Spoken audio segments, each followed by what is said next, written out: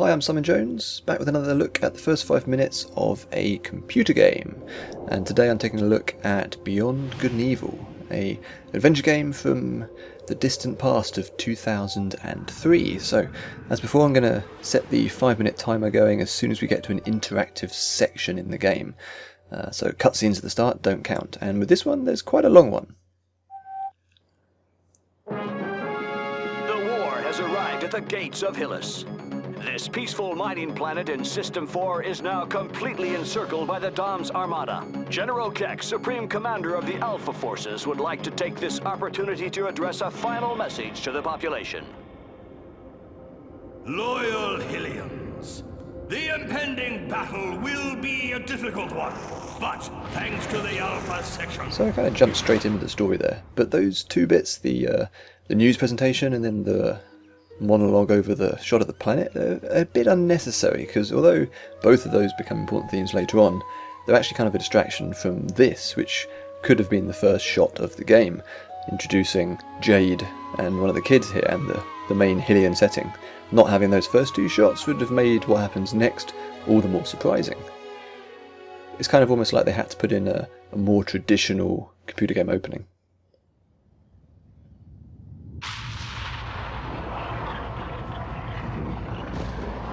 They're coming.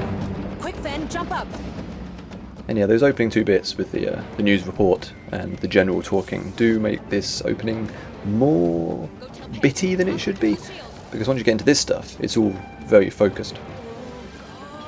So immediately we're introduced to Jade, who is one of gaming's best heroines, which probably isn't saying that much because there aren't a huge number of them, but she's also just a really well drawn character, both in terms of animation and writing and voice acting, and particularly back in 2003 that wasn't particularly common.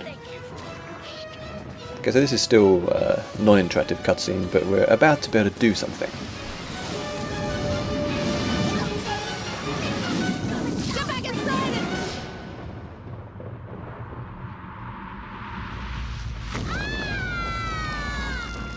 So yeah, children in peril, that kind of gets you engaged straight away.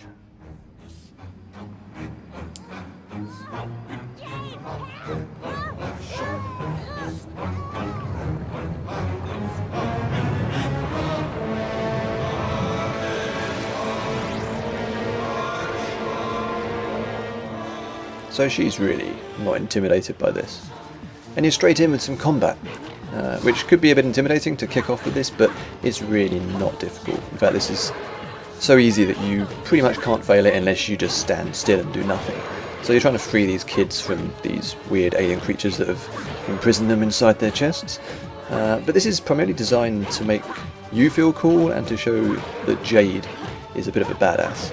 So she's not intimidated, she's getting straight in there, she clearly knows how to handle this stick.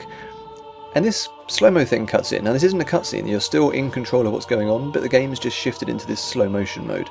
And unlike later games, which introduced kind of slow-mo as a feature that you could actually control yourself, this is not something that happens particularly frequently in the game. I'm not sure if it even happens again at any point. It's just, it kicks in there as a cinematic device to make the sequence more exciting and rewarding. Weirdly, they introduced the UI straight away in that sequence, where it's not really needed, and actually the UI in the corner with all your health and bits and pieces is more of a distraction than anything else, so in keeping with the kind of cinematic presentation, they could have just not bothered with that and introduced that at a later stage. Okay, so here we're back into a cutscene, and it kind of switches between cutscene and interactive stuff really seamlessly, which is really nice. Makes it feel of a piece. So I don't know what the hell this tentacle thing is, and watching this and playing through it, you don't know what the hell's going on at this point. And you get these little flashes of something, but they're so brief and vague and without context that it's kind of meaningless. It's not even mysterious because it's so obscure at this point. And then you kind of forget all about it because there's a talking pig. Free yourself, Jade! I'll create a diversion! So the line, "free yourself, Jade," is pretty important. It kind of is a statement from the game about what kind of character Jade's going to be. She doesn't rely on anybody else to get anything done.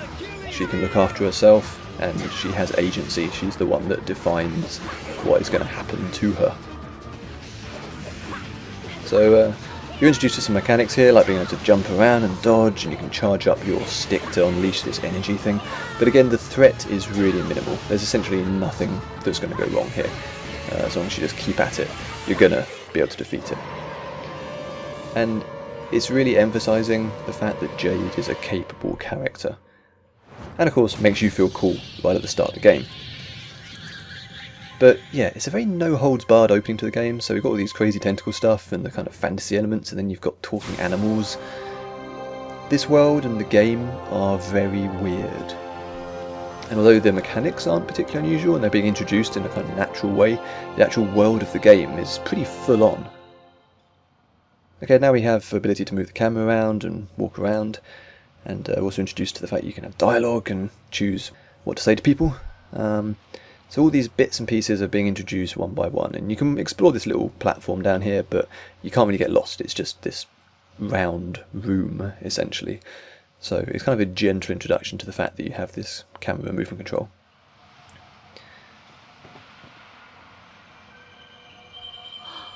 Okay, I'm about to be introduced to yet another character called Segundo, who is this kind of artificial intelligence computer thing.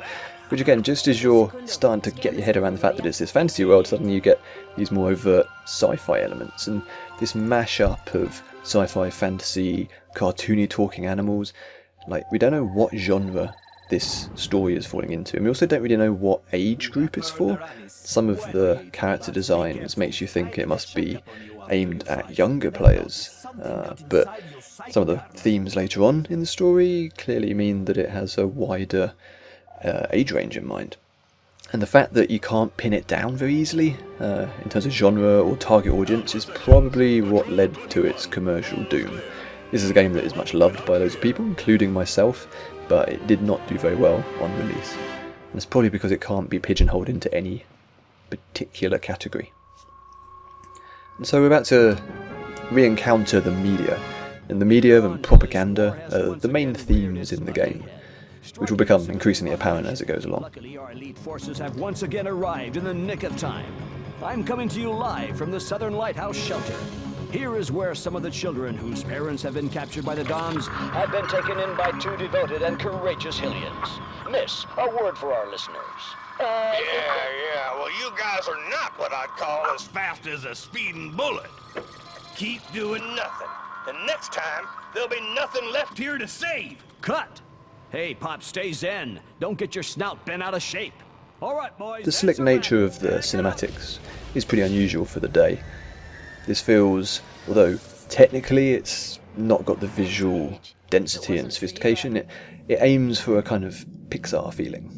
At the time, this was kind of as close as gaming had got to a Pixar adventure, I guess. That's pretty much the 5 minutes up, so we've been introduced to some of the core mechanics, and the story and the characters. A lot of it doesn't make any sense at this point, but it's kind of intriguing. If you're intrigued by this point, you're probably going to love the game. If you just think it looks weird and crazy, then maybe it's not your kind of thing. But the game's very honest up front about what it wants to be, or at least who it wants to be. Okay, thanks for watching. My name's Simon Jones. That was the first 5 minutes of Beyond Good and Evil. Black magic. Superstition.